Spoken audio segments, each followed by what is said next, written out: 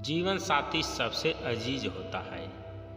एक कॉलेज में happy married life पर एक कार्यक्रम हो रहा था जिसमें कुछ शादीशुदा जोड़े हिस्सा ले रहे थे। जिस समय प्रोफेसर मंच पर आए, उन्होंने नोट किया कि सभी पति पत्नी शादी पर जोक कर हंस रहे थे।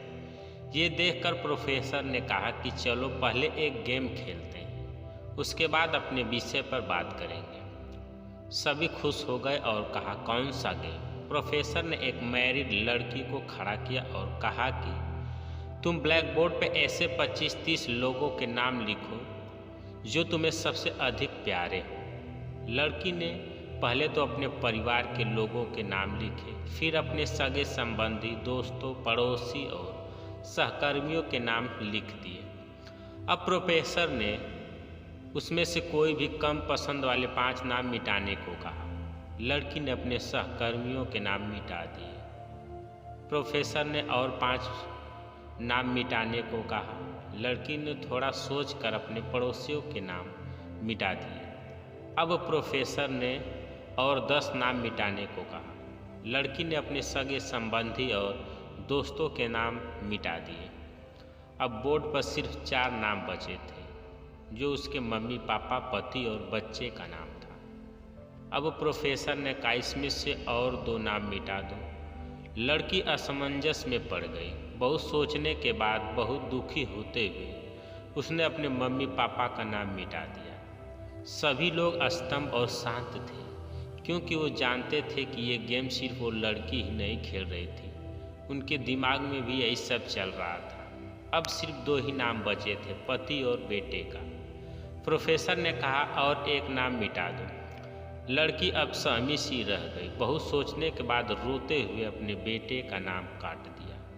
प्रोफेसर ने उस लड़की से कहा, तुम अपनी जगह पर जाकर बैठ जाओ, और सभी की तरफ गौर से देखा और पूछा, क्या कोई बता सकता है कि ऐसा क्यों हुआ कि सिर्फ पति का ही नाम बोर्ड पर रह गया?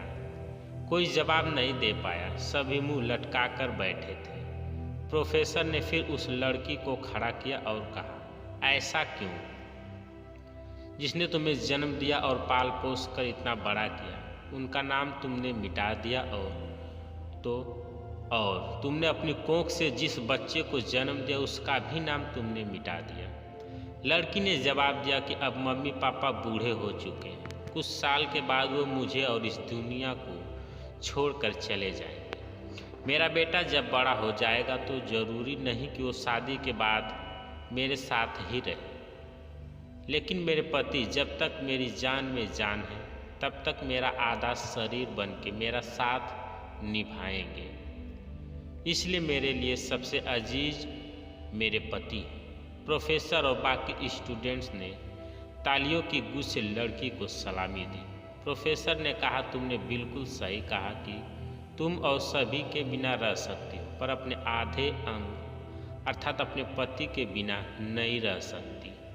तो दोस्तों, मजाक मस्ती तक तो ठीक है, पर हर इंसान का अपना जीवन साथी ही उसको सबसे ज़्यादा अजीज होता है। दोस्तों, कहानी कैसी लगी कमेंट करके अवश्य बताइएगा। अगर आप चैनल पर नए हैं तो चैनल को सब्सक्राइब करें। वीडियो को पूरा देखने के लिए धन्यवाद।